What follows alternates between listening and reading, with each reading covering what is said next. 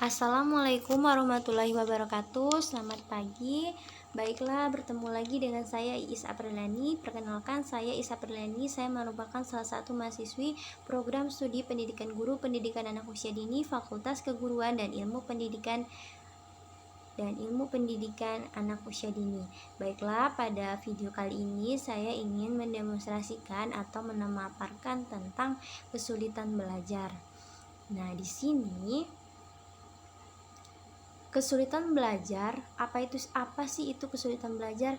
Nah, kesulitan belajar adalah kelainan yang membuat individu yang bersangkutan sulit melakukan kegiatan belajar secara efektif. Nah, kesulitan belajar merujuk pada kesulitan yang nyata dalam kemahiran mendengar dan bercakap, membaca, menulis, ataupun dalam studi matematika di kelas. Nah, apa saja sih kesulitan belajar di kelas reguler itu? Berikut adalah jenis-jenis kesulitan belajar. Yang pertama itu ada dispraksia, yang kedua itu ada disgrafia, yang ketiga itu ada diskalkulia, yang keempat itu ada dispasia, dan yang kelima itu ada disleksia. Di sini saya akan menjelaskan satu persatu. Yang pertama itu ada dispraksia. Dispraksia merupakan gangguan motorik yang dimana gangguan pada keterampilan motorik atau gangguan yang sering diperlihatkan dalam bentuk adanya gerakan berlebihan atau overload movement atau kurang koordinator dalam aktivitas motorik dan kesulitan dalam koordinasi motorik halus. Jadi maksud dari dispraksia ini adalah anak mengalami gangguan dalam motoriknya, baik itu motorik halus maupun motorik kasarnya.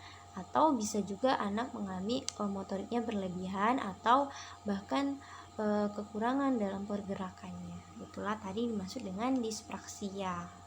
Dispraksia ini biasanya berkaitan dengan gerakan ya teman-teman. Nah, yang kedua itu ada disgrafia. Disgrafia ini adalah kesulitan menulis disebabkan karena gangguan pada motorik atau gangguan pada ideomotorik. Tulisan atau pengucapan itu tidak sesuai.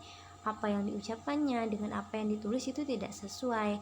Perkembangan motorik anak yang belum matang atau mengalami gangguan dan adanya ketidakmampuan mengingat cara membuat huruf atau simbol-simbol. Jadi di sini dapat dilihat di gambar ini ya, lihat tulisannya itu dari segi tulisannya ini sudah berbeda dengan anak yang normal biasanya ya. Nah, jadi makanya anak usia dini itu harus dilatih menulisnya atau menggenggam pensil itu sejak usia dini agar mereka bisa terlatih di masa mendatangnya. Biasanya disgrafia ini juga disebabkan karena ketidakmampuan untuk menulis tadi, cara memegang pena, pensil, dan lain sebagainya. Yang ketiga itu ada diskalkulia. Diskalkulia ini adalah kesulitan menghitung, kesulitan dalam menghitung, mengenal, dan memahami simbol matematika karena gangguan sistem saraf pusat, yaitu pada memori dan logika. Nah, jadi di sini maksudnya anak mengalami kesulitan dalam berhitung, seperti misalnya mengingat 1 tambah 1 itu sulit sekali bagi otaknya untuk mengingat, untuk menyimpan memori, untuk memikirkan apa sih 1 ditambah 1 itu berapa gitu. Diskalkulia. Yang selanjutnya dispasia. Dispasia ini adalah kesulitan berbicara.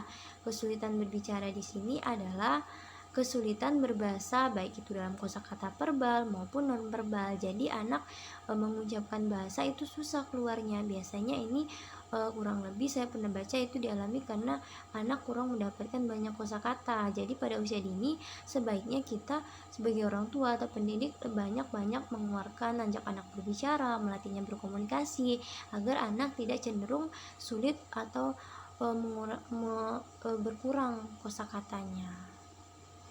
Yang selanjutnya disleksia. Disleksia ini adalah kesulitan membaca. Kesulitan membaca mengacu pada anak-anak yang memiliki perkembangan keterampilan yang buruk dalam mengenali kata-kata dan memahami bacaan. Mereka memiliki kesulitan menguraikan huruf-huruf dan kombinasi serta mengalami kesulitan menerjemahkannya. Nah, jadi disleksia di sini anak sulit untuk membaca. Misalnya dari menghubungkan kata rambut itu sangat susah walaupun ada tahapan dan karakteristiknya masing-masing. Nah, di sini anak sulit untuk menguraikan huruf-hurufnya. Bagaimana sih B ditambah U itu disambung menjadi bu? Kenapa bisa jadi bu gitu? Nah, lalu kombinasi huruf-hurufnya itu juga sulit untuk diterjemahkannya. Nah, itulah tadi jenis-jenis kesulitan belajar. Jadi, bagaimana penanganan anak kesulitan belajar secara spesifik tersebut? Nah, cara penanganannya yang pertama, model pemberian pelayanan dalam bentuk kelas khusus sepanjang hari belajar dan kelas khusus untuk bidang studi terapi. Jadi maksudnya di sini guru atau sekolah menyediakan bentuk kelas sepanjang hari. Jadi anak belajar sepanjang hari untuk untuk belajar tentang apa yang tidak dimengertinya gitu. Misalnya belajar tentang matematika. Nah, dia kesulitan mengalami matematika di bidang matematika. Jadi anak itu diajarkan sepanjang hari atau dilakukan terapi agar anak bisa terbiasa untuk mengenali angka-angka, simbol, membedakan atau menguraikan. Itu. Yang kedua itu model ruang sumber. Nah, model ruang sumber ini adalah menyiapkan ruangan khusus seperti misalnya ruangan membaca, ruangan untuk anak yang memang benar-benar tidak bisa berbicara, berbahasa yang banyak gitu, disediakan ruangan khusus gitu, sumber ruangan gitu. Yang ketiga itu model kelas reguler untuk membangun kolaborasi secara kooperatif. Nah, jadi di sini anak ABK tadi atau anak berkesulitan belajar itu digabungkan dengan anak-anak normal lainnya. Jadi di sana tujuannya agar anak mampu berkolaborasi atau bekerja sama mengikuti pembelajaran secara kooperatif dan tentunya tetap diarahkan oleh gurunya. Nah, itulah tadi kesulitan belajar pada anak atau anak berkesulitan belajar dan cara penanganannya serta jenisnya. Mungkin itu saja yang dapat saya sampaikan.